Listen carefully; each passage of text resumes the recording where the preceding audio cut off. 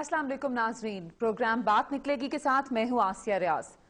नाजरीन, पाकिस्तान में करप्शन की शरह अक़वाम आलम के करप्शन परसेप्शन इंडेक्स के मुताबिक तेजी से बढ़ रही है। जहां 2008 में ये शरह पाकिस्तान का 134वां नंबर था, 2010 में वो 9 पॉइंट के इजाफे के साथ 143 पे पहुंच चुका है। हालिया अवामी राय शुमारी के नतीजे में यह सामने आया है कि करीबन हर 10 में से 8 पाकिस्तानियों के लिए या 79% पाकिस्तानियों के लिए करप्ट पॉलिटिकल लीडर्स एक बहुत बड़ा मसला है। एक मोहतात अंदाजे के मुताबिक सिर्फ स्विस बैंक्स में पाकिस्तान की लूटी हुई रकम का तकरीबन $200 बिलियन मौजूद है। ये उस करप्शन से अलहदा फिगर्स हैं कि जो पाकिस्तान के अंदर ऑनगोइंग करप्शन है, जो डिफेंस डील्स में या और तरीके से करप्शन जिसके बारे में ख्याल किया जाता है कि वो कंटिन्यू कर रही है। 2009 में आजाद अदलिया की बहाली से लेकर अब तक करीबन 10 अरब या उससे जायद रकम कौमी खजाने में वापस पहुंचाने में सुप्रीम कोर्ट ने एक अहम किरदार अदा किया है। इस वक्त भी सुप्रीम कोर्ट करीबन 6 ऐसे केसेस सुन रहा है जिसके अंदर करप्शन एक मेजर इशू है।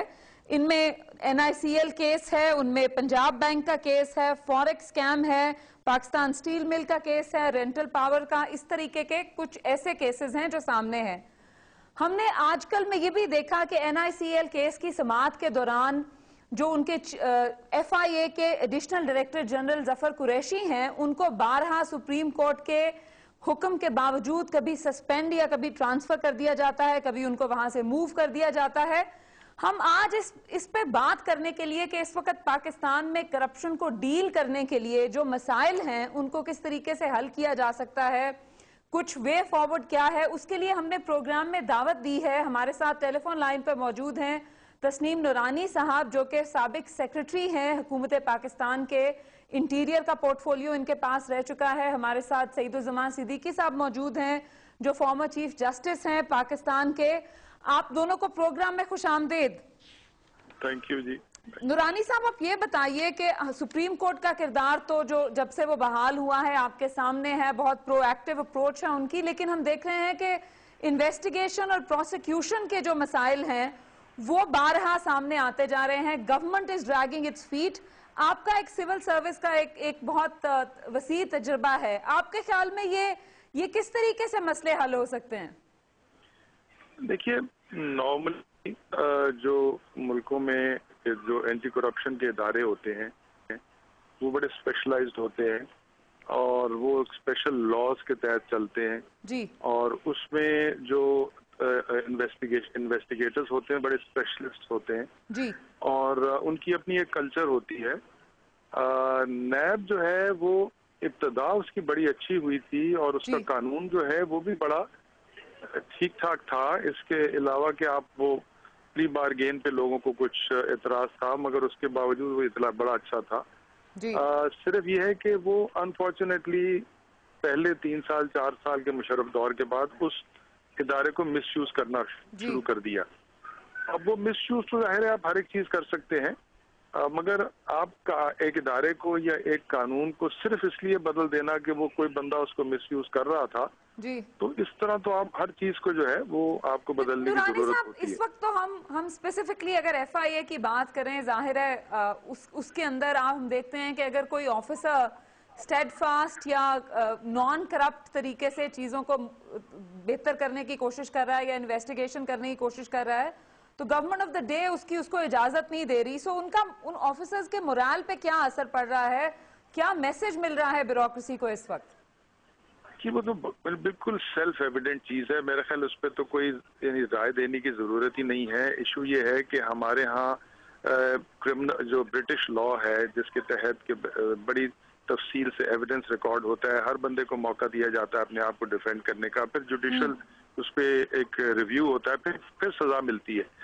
अब उस चीज को उस मिसयूज इस तरह किया जाता है कि अगर आप तफ्तीशी कोई जानबूझ के उसमें सुकम छोड़ देता है या उसमें कोई कॉन्ट्रडिक्शन छोड़ देता है और वो जानबूझ के किया जाता है जब आपकी मोटिव ठीक ना हो, तो आपको पता हो कि ये बंदा कन्विक्ट हो ही नहीं सकता जी। अच्छा, इस केस में तो लगता ऐसे है कि जो विटनेसेस हैं वो हॉस्टाइल हो गए हैं। पहले उन्होंने कुछ बयान दिया था, अब उन्होंने कुछ बयान दिया है, تو یہ تو بڑا ٹول ہے گورنمنٹ کے ہاتھ میں کہ جو انویسٹیگیٹنگ آفیسرز ہیں جی اگر آپ وہ ایسے لگا دیں at the highest level and at the operating level, جو ضمنیاں لکھتے ہیں، جو ایکچولی اگر آپ ایسے لگا دیں جو کہ جن کی نیت ٹھیک نہ ہو یا جن کو ہدایت ہو کہ یہ نہیں کرنا، تو ظاہر ہے کیس آگے چلے گا نہیں۔ لیکن نورانی صاحب پھر تو بالکل ہی یہ کانسیپٹ ہی ختم ہو گیا کہ جو بیوروکریسی ہے یا جو سول سروس ہے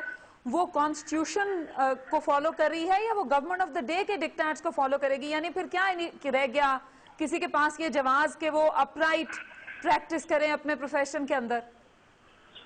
انفارچونیٹلی آپ جو کہہ رہی ہیں اس وقت صورتحال کچھ اس طرح ہی ہے، کیونکہ جہاں تک کہ تھوڑے سے ہائر لیول کا تعلق ہے وہاں پر تو یہ بندہ کو تھوڑا بہت سٹینڈ لے سکتا ہے۔ آپریشنل لیول پہ بھی ہوتا یہ ہے کہ ایک پوسٹ کو فل ہائر کرنے لیول کے لیے کون سا جی؟ یہ ایڈیشنل ڈائریکٹر جنرل کے اوپر کا ہائر لیول یا اس سے نیچے کا کوئی لیول ہے؟ ویسے وہ میرا مطلب ہے کہ یعنی ایشو یہ ہے کہ ہمارا مسئلہ یہ ہے کہ بیوروکریسی میں ایک بندے کو ریپلیس کرنے کے لیے 10 موجود ہیں ہر لیول پہ، تو وہ جو بہت سارے بندے آپ کو اب بھی ملیں گے جو سائیڈ لائن آلریڈی ہوئے ہوئے ہیں، یہ نہیں کہ ساری بیوروکریسی ہی خراب ہے، مگر جو درست بندے ہیں جو اپنے ضمیر کے مطابق چلنے والے ہیں ان کو عام طور پہ گورنمنٹ جو ہے وہ ایسی جگہ لگا دیتی ہے جہاں اس کا کوئی کام نہیں ہوتا۔ مجھے یہ بتائیے کہ کیا ہمیں کسی قسم کی ریفارم کی ضرورت ہے سول سروس کے اندر؟ کیا ان کو کوئی پروٹیکشن دینے کی ضرورت ہے کہ وہ ضمیر کے مطابق یا اسٹیڈ فاسٹ یا اپرائٹ قسم کا پوسچر لے سکیں اس طرح کی چیزوں پہ، یا ہمیشہ government of the day he decide کرے گی کہ کس طریقے سے انویسٹیگیشنز ہوں گی؟ دیکھیے ایک تو یہ ہے کہ جیسے میں نے عرض کی کہ جب 10 میں سے 2 بندے بھی آپ کے پاس خراب ہوں اور وہی 2 بندے اگر آپ استعمال کرنا چاہیں تو ان سے آپ جو مرضی کروانا چاہیں لیں، اسی وجہ کوئی ریفارم ہو سکتا ہے جی اس میں؟ ریفارمز یہ ہو سکتے ہیں کہ اگر ہماری جو کورٹس ہیں جی وہ زیادہ سے زیادہ ریلیف دینے لگیں to government servants who are persecuted because of their conscience. جی اب یہ صرف سپریم کورٹ کا کام نہیں ہے۔ We have to take a quick break کے بعد آتے ہیں تو آپ سے جاری رکھیں گے۔